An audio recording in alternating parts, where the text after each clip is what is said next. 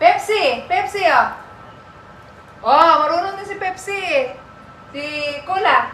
Oh, ay! Bumalik. Cola to. Cola! Cola!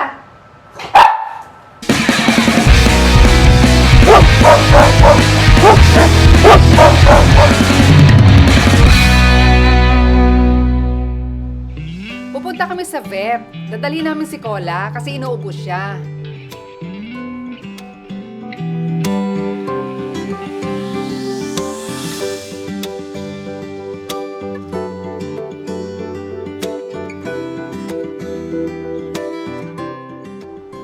Nakarating na kami ng vet na hindi naman nag-aarte si Cola. Pasok na, Cola. Yan. Dali mo. Pasok, Cola. Pasok. Pasok pa.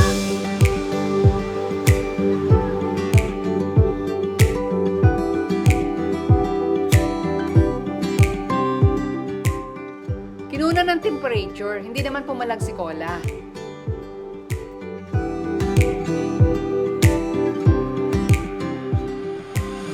Then, kinuna ng dugo para blood test.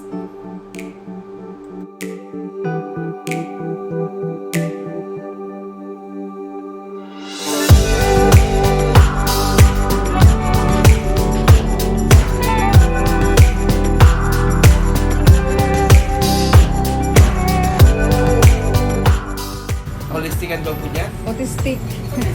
Holistic.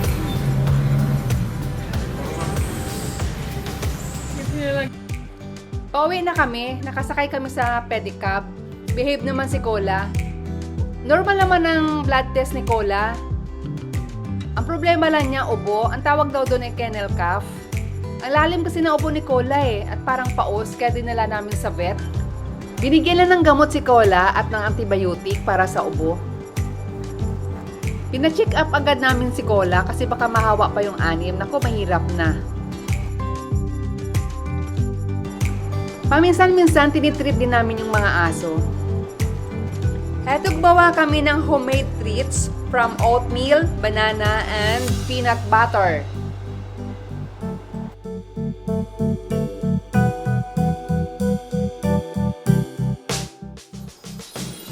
Eto na ang finished product. Ibibigay na natin sa ating mga alaga.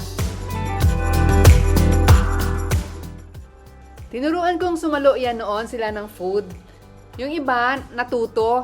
Pero yung sina Uling, sina Chippy, si Snoopy, hindi talaga natuto. Ay, oh, ito si Kobe. Kay Kobe. Ay! Cola. Ito pa! Ito! Oh. Yan. Kobe. Cola, kay Cola. Oh, marunong yan. Kobe! Yan. Okay. Okay. Malayo si Kobe, oh. Si Snoopy. Si Snoopy hindi marunong. Ay, naku, hindi marunong si Snoopy. Oh, Snoopy. Ay! Uling. Pepsi. Oh, marunong si Pepsi. Cola. Si Cola. Oh, marunong. Si Scooby. Oh, marunong. Ano to? Oatmeal na niluto. Bake kagabi. Oh, ala, kain. Oh, Cola. Dripple. Kobe. Oh, very good. Pepsi. Ay, tumalsik. Oh, Uling. Si Uling, nakalimutan. Uling, oh. Uling, oh, Uling. Actually lang. Oh, Kobe. Snoopy. Pepsi, Pepsi, Pepsi, come. Oh, very good. Uling. Very good. Uling. Ay, oh, sa likod. Sa likod ko na, Ling.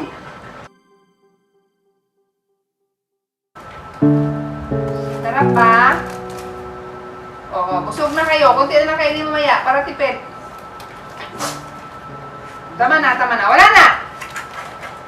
Wala na, ubos. Oh. Wala na, Leng. Oh, kunti lang sa'yo, Leng. Oh, si Uling pinakamabait yan sa lahat. Kasi ganyan lang yan sila, oh. Tapos na kasi. Kung hindi si Chippy nangaaway, walang problema eh. Ganyan lang ang mga aso namin. Kung saan ako nakatambay, doon din sila. Maliban kay Cola, si Cola kasi may pagka-introvert. Pagkatapos kumain, umaakyat yan sa kwarto. Doon sa kwarto ni Jazz kasi may aircon doon eh.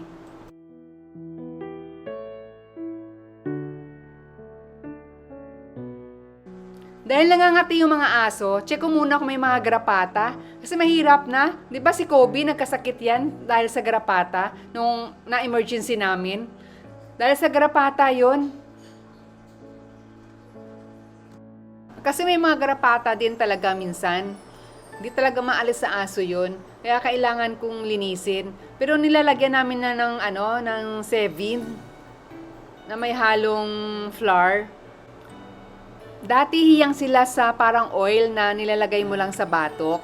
Nung huli, hindi na nahiyang, lalong dumadami yung garapata, kaya tinigil na namin yun. Ipinalit namin yung Sevin na may flour.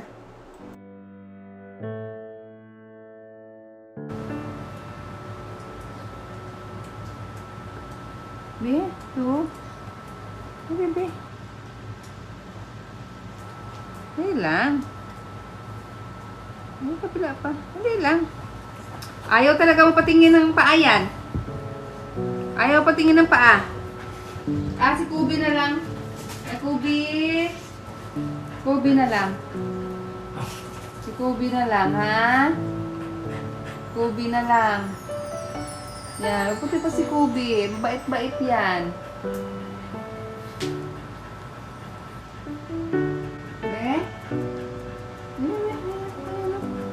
Magipo doon. Bebe. Yan. Parang natago ka doon sa ilalim. Napa natin ng grapata. Baka meron. Ikaw nga Snoopy siguro. Nangangati ka. Rika. Si Snoopy. Snoopy. Saan ba yung makati kay Snoopy? Kanina pa yung si Snoopy kakamot. Ayan. Usod ka dito. Usod. Si Uli, kanina pa nagkamang, may tutuloy siguro. Hindi ko pa nalinis ang tutuloy mo nung isang araw. Wala naman eh, oh. Kasi pag may garapata, makakapa mo naman eh. Wala naman ikaw. So, Si Kubi, si Dripple kaya. Dripple, halika. Dripple, dito. Dripple. Yan. Labanatod naman yun guys. Mga aso na pag tinawag ko eh. Naku, gusto magpakarga ni si Snoopy. Kala niya magaan siya. Feeling niya kasi Shih Tzu siya eh. Kasi may lahi sila ng Shih Tzu. Yung lula kasi niya Shih Tzu, nakasta ng Aspin. Din si Uling, nakasta din ng Aspin. Kaya lumabas na malalaki sila. At pinakapon ko pa. Kaya lumaki ng husto.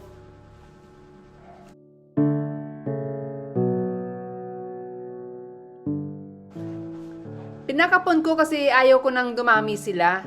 Tama na sila, 7. Ang hirap mag-alaga at magpakain. Pati yan si Chippy, kapon yan.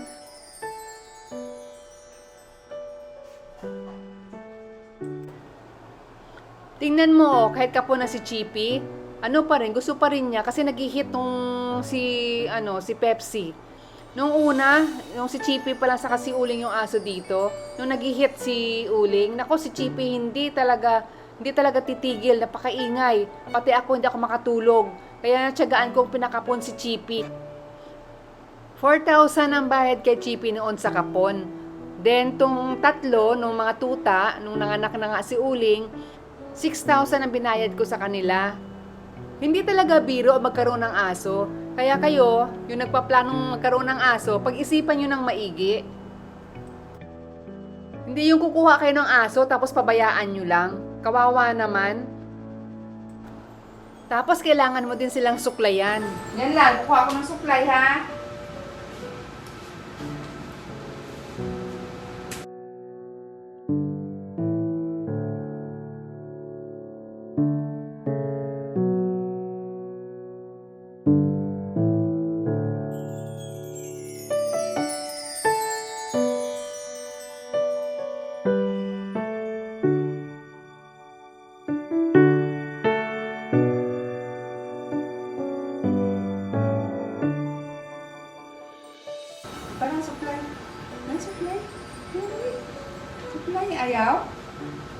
Supply na, oh. Oh. Oh, kana. Una muna si ano, Snoopy. Nagpapasupply yan. Combing time, brushing. Wala rin yung brush eh, supply lang. Luma na, oh. Nagpapasuklay naman yan sila. Maliban pag may may buhol or matid sila, yun medyo hirap suklayan. Kasi masakit yun eh. Kaya nga pag may buhol or matid na balahibo, ginugupit agad namin.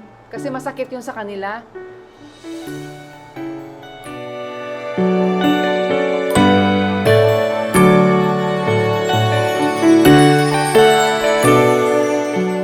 Kana, Scooby naman.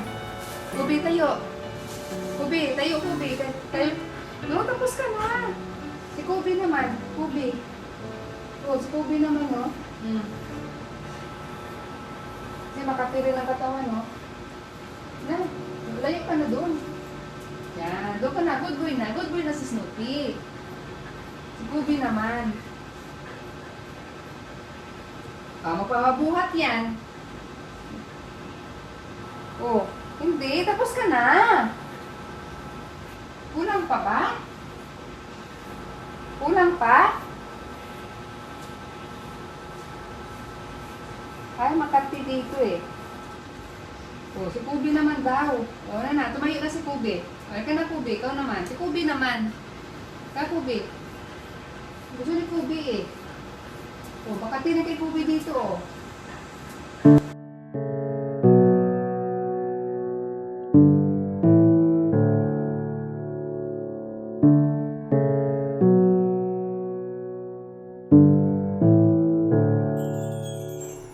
Tapos na silang suklayan. Applyan ko naman ng 7 ngayon.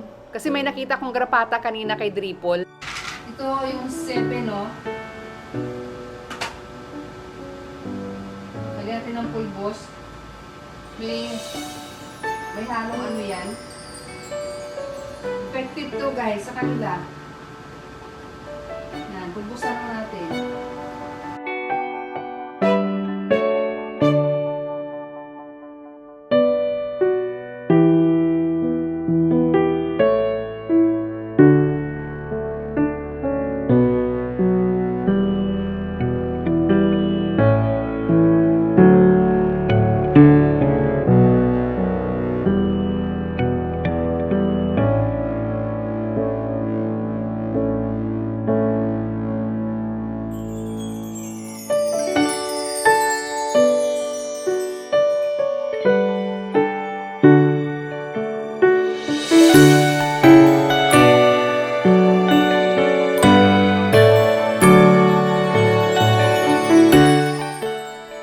Tapos na ako sa mga aso.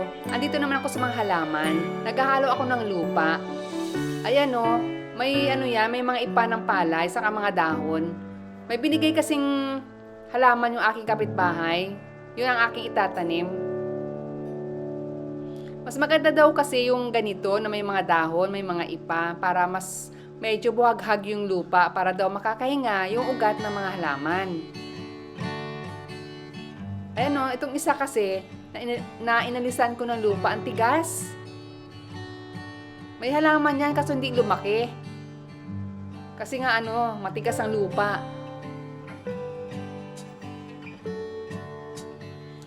Ito yung halaman na binigay ng kapitbahay, ang ganda. Kulay violet yung likod, tapos sa harap green. Ang kintab pa ng dahon. Sana mabubuhay siya. Ito yung halaman naming monstera. Ang laki na. Ang lalaki ng mga dahon.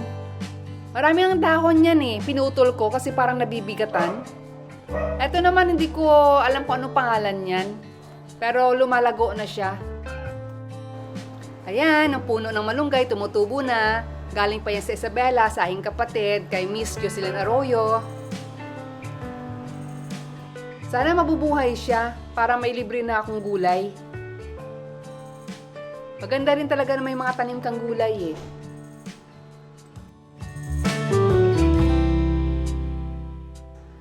Ayun, tapos na ako sa aking mga aso at mga halaman. Andito naman ako sa pag-i-exercise.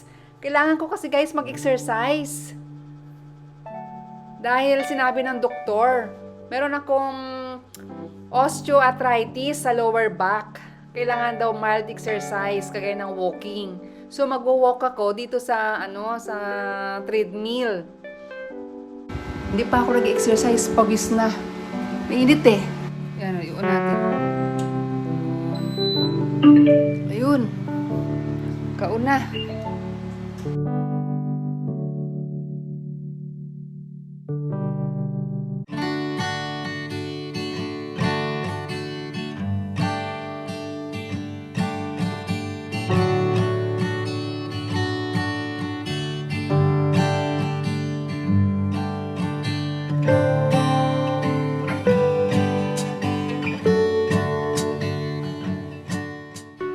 Tapos na ang 30-minute exercise ko today.